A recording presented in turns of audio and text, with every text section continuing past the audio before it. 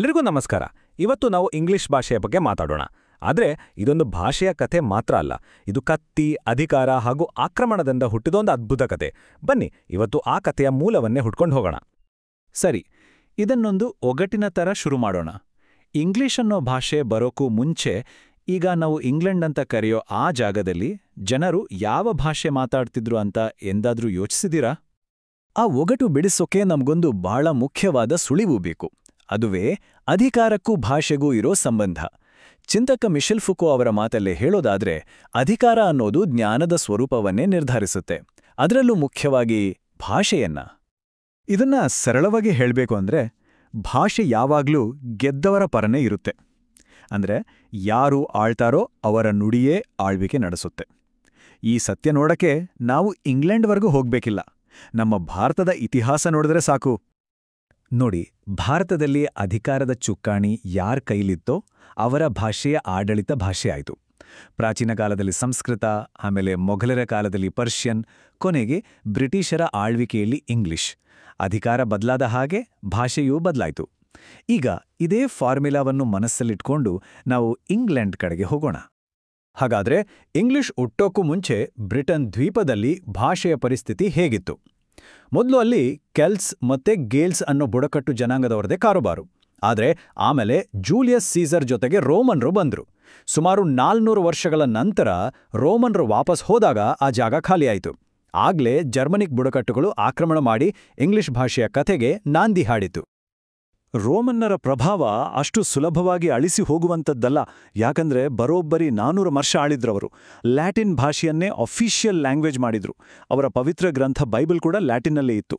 ಎಲ್ಲಕ್ಕಿಂತ ಮುಖ್ಯವಾಗಿ ನಾವು ಇವತ್ತಿಗೂ ಬಳಸೋ ABC ವರ್ಣಮಾಲೆಯನ್ನು ಪರಿಚಯಿಸಿದ್ದೇ ಅವರು. ಆದರೆ ಕಥೆಯಲ್ಲಿ ನಿಜವಾದ ಟ್ವಿಸ್ಟ್ ಬಂದಿದ್ದೇ ರೋಮನ್ನರು ಇಂಗ್ಲೆಂಡನ್ನು ಬಿಟ್ಟು ಹೋದಾಗ. ಆ ಸಮಯದಲ್ಲಿ ಹೊಸ ಬುಡಕಟ್ಟುಗಳು ಬಂದು ಮಾಡಿದ ಒಂದು ನಿರ್ಣಾಯಕ ಆಕ್ರಮಣವೇ ಇಂಗ್ಲಿಷ್ ಭಾಷೆಯ ಹುಟ್ಟಿಗೆ ಕಾರಣವಾಯಿತು. ರೋಮನ್ನರು ಹೋದ್ಮೇಲೆ 3 ಜರ್ಮನಿಕ್ ಬುಡಕಟ್ಟುಗಳು ಅಲ್ಲಿಗೆ ಬಂದ್ವು: ಆಂಗಲ್ಸ್, ಸ್ಯಾಕ್ಸನ್ಸ್ ಮತ್ತು ಜೂಟ್ಸ್. ಇವರಲ್ಲಿ ಆಂಗಲ್ಸ್ ಅನ್ನೋರು ತುಂಬಾ ಪವರ್ಫುಲ್ ಆದ್ರು. ಅವರ ಪ್ರಾಬಲ್ಯ ಎಷ್ಟಿದ್ದಂದ್ರೆ ಅವರು ಆಳಿದ ಪ್ರದೇಶಕ್ಕೆ ಆಂಗಲ್ ಲ್ಯಾಂಡ್ ಅಂತಾನೆ ಹೆಸರು ಬಂತು. ಅದೇ ಮುಂದೆ ಇಂಗ್ಲೆಂಡ್ ಅಂತ ಬದಲಾಯಿತು, ಮತ್ತೆ ಅವರ ಭಾಷೆಯೇ ಇಂಗ್ಲಿಷ್ ಅಂತ ಫೇಮಸ್ ಆಯಿತು. ಅಲ್ವಾ? ಒಂದು ಭಾಷೆ ಅಂದ್ರೆ ಕೇವಲ ಮಾತಾಡೋಕೆ ಮಾತ್ರ ಸೀಮಿತ ಅಲ್ಲ, ಅದು ಕಲೆ ಮತ್ತೆ ಸಾಹಿತ್ಯದ ಒಂದು ಮಾಧ್ಯಮ ಕೂಡ ಹೌದು. ಇಂಗ್ಲಿಷ್ ಭಾಷೆ ಹುಟ್ಟಿದ್ದು ಕೂಡ ಒಂದು ರೀತಿ ಕವಿತೆಯ ಮೂಲಕವೇ. ಆ ಸಮಯದಲ್ಲಿ 2 ಪ್ರಮುಖ ಬರಹಗಾರರು ಇದ್ರು. ಒಬ್ರು ಬೀಡ್, ಅವರು ಆಗಿನ ಪ್ರತಿಷ್ಠಿತ ಭಾಷೆಯಾದ ಲ್ಯಾಟಿನ್ನಲ್ಲಿ ಇತಿಹಾಸ ಬರೆದ್ರು. ಇನ್ನೊಬ್ರು ಕೇಡ್ಮನ್. ಇವರ ವಿಶೇಷತೆ ಏನು ಗೊತ್ತಾ? ಇವರೇ ಹಳೆಯ ಇಂಗ್ಲಿಷ್ನಲ್ಲಿ ಕವಿತೆ ಬರೆದ ಮೊದಲ ಕವಿ.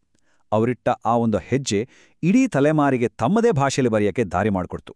ಅದೊಂದು ನಿಜವಾದ ಕ್ರಾಂತಿನೇ ಸರಿ. ಈ ಹೊಸ ಭಾಷೆಯಲ್ಲಿ ಬರೆದ ಮೊದಲ ಮಹಾಕಾವ್ಯವೇ ಬಿಯೋವುಲ್ಫ್. ಇದನ್ನ ಇಂಗ್ಲಿಷ್ ಸಾಹಿತ್ಯದ ಅಡಿಪಾಯ ಅಂತಾನೇ ಹೇಳ್ಬೋದು. ಬಿಯೋವುಲ್ಫ್ ಅನ್ನೋದು ಸುಮ್ಮನೆ ಒಂದು ಕಥೆಯಲ್ಲ, ಅದೊಂದು ಮಹಾಕಾವ್ಯ. ಇದರಲ್ಲಿ ಒಬ್ಬ ವೀರ ಗ್ರೆಂಡೆಲ್ ಅನ್ನೋ ರಾಕ್ಷಸನನ್ನ ಮತ್ತೆ ಒಂದು ಭಯಂಕರ ಡ್ರ್ಯಾಗನ್ ಅನ್ನ ಎದುರಿಸ್ತಾನೆ.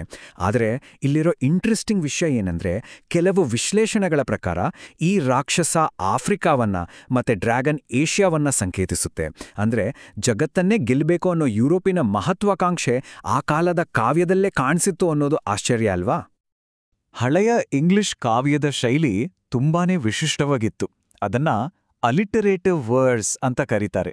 ಅಂದ್ರೆ ಇದರಲ್ಲಿ ಪ್ರಾಸ ಇರೋದಿಲ್ಲ, ಬದಲಿಗೆ ಶಬ್ದಗಳು ಮತ್ತು ತಾಳಗಳನ್ನೇ ರಿಪೀಟ್ ಮಾಡಿ ಒಂದು ಲಯವನ್ನ ಸೃಷ್ಟಿ ಮಾಡಲಾಗ್ತಿತ್ತು.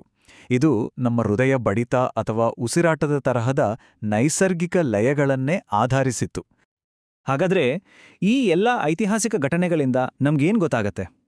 ಗೊತ್ತಾಗೋದಿಷ್ಟೇ: ಒಂದು ಭಾಷೆಯ ಹುಟ್ಟಿನ ಹಿಂದೆ ಅಧಿಕಾರ ಮತ್ತು ಆಕ್ರಮಣದ ಒಂದು ಸ್ಪಷ್ಟವಾದ ನೀಲನಕ್ಷೆಯೇ ಅಡಗಿದೆ. ಅಧಿಕಾರ ಕೇಂದ್ರಗಳು ಬದಲಾದ ಹಾಗೆ ಭಾಷೆಗಳು ಹುಟ್ಕೊಳ್ತವೆ ಅನ್ನೋದು ಕೇವಲ ಇಂಗ್ಲಿಷ್ಗೆ ಮಾತ್ರ ಸೀಮಿತವಲ್ಲ. ಉದಾಹರಣೆಗೆ ನಮ್ಮ ಭಾರತವನ್ನೇ ನೋಡಿ.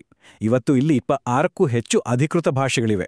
ಇವುಗಳಲ್ಲಿ ಎಷ್ಟೋ ಭಾಷೆಗಳು ಒಂದೇ ಮೂಲದಿಂದ ಬಂದಿದ್ರೂ ಪ್ರಾದೇಶಿಕ ಅಧಿಕಾರಗಳು ಬೆಳೆದ ಹಾಗೆ ತಮ್ಮದೇ ಆದ ಅಸ್ತಿತ್ವವನ್ನು ಕಂಡುಕೊಂಡವು.